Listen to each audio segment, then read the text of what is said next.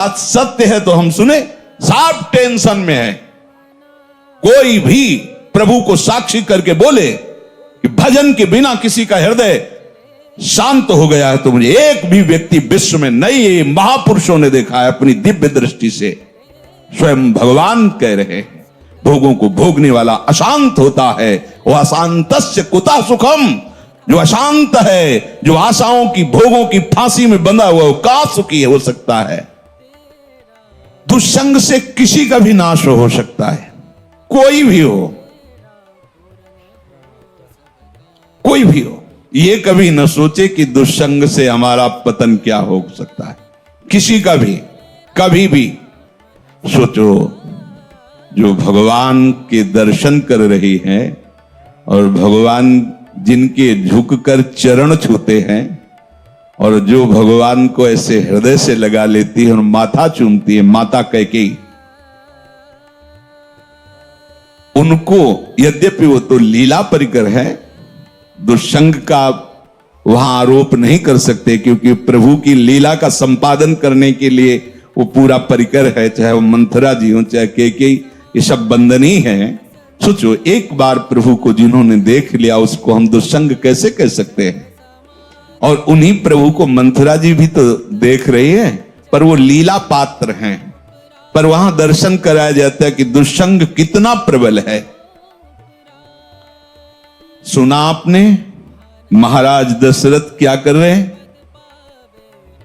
कल सुबह कौशल्या पुत्र राम को राज्याभिषेक, चक्रवर्ती सम्राट का युवराज पद कैकेयी जी ने कहा। ये सुनकर के तो ऐसा लगता है कि आज तो जो मांगे मैं दे दूं तेरे को, मेरा राम राजा बनेगा, इससे बढ़कर और क्या बात हो सकती।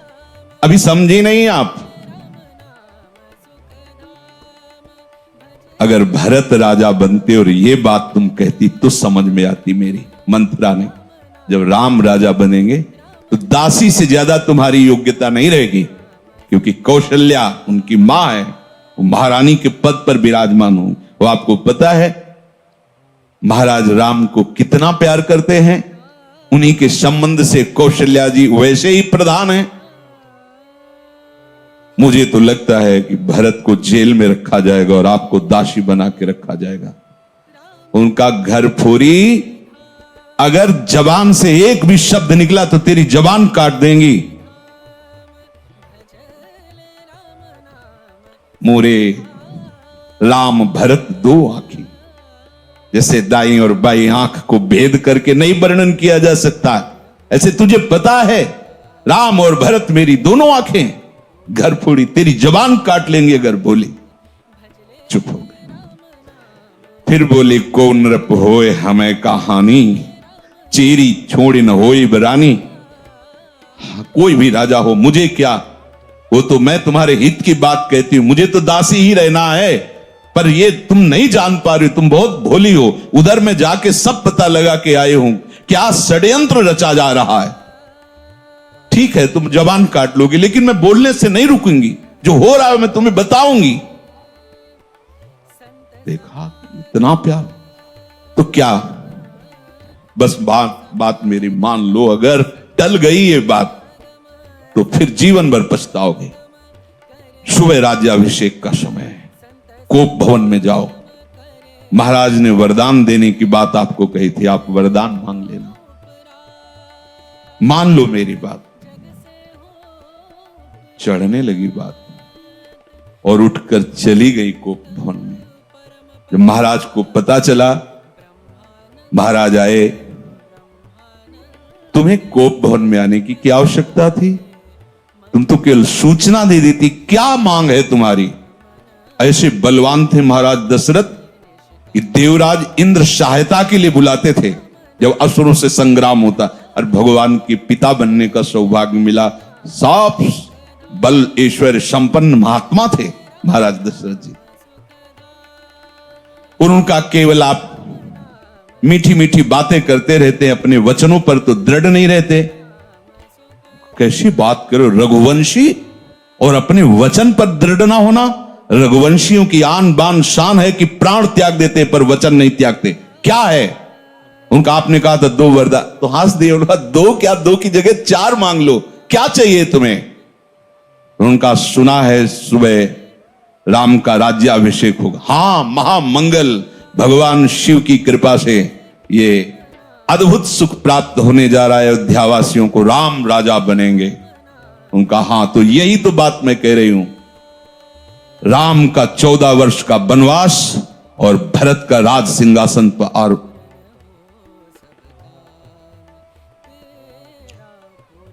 महाराज सोच भी नहीं सकते थे, ऐसी अवाक रहे ये क्या।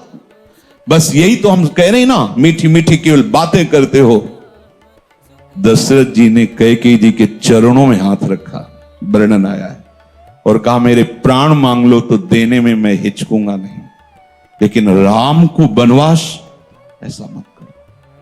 सुबह होते ही मैं भरत को बुला करके राजगद्दी दूंगा, आप कहोगी तो मैं राम और कौशल्या के साथ एकदम एकांत हो जाऊंगा, पर मेरे राम को वनवास। बस हम यही तो कह रहे थे कि मीठी मीठी केवल बातें। आप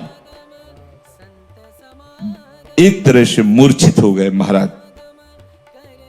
क्या हुआ देखो, कितना आनंद मंगल होने वाला था, कैसा कुशंग ने स्वयं कैकेयी जी को भी वैधव्य सहना पड़ा।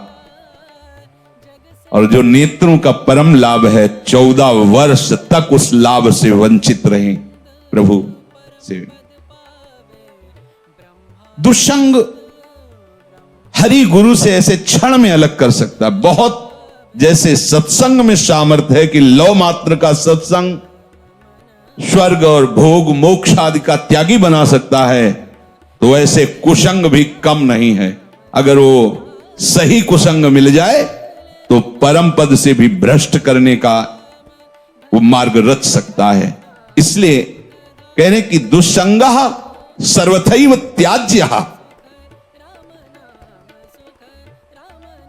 किसे हम समझे कि दुस्संग होने जा रहा है, तो शास्त्र कहता है यद्य शद्भिः पथि पुनः शिष्णोदर कृतोद्यमैः आस्थितो रमते जंतुस् तमो विशति पूर्ववत् सत्यम शौचम दया मौनम बुद्धि स्त्रीर्हीर्यशः क्षमा समो दमो भगश्चेति यत्संगाद्याति संक्षयम ते स्वशान्तेषु मूढ़ेषु खंडितात्म स्वसाधुषु संगम न कुर्यात् छोचेषु योषित क्रीड़ा मृगेषु च। प्यारा सा राधे राधे राधे नाम जो केवल रसेंद्रिय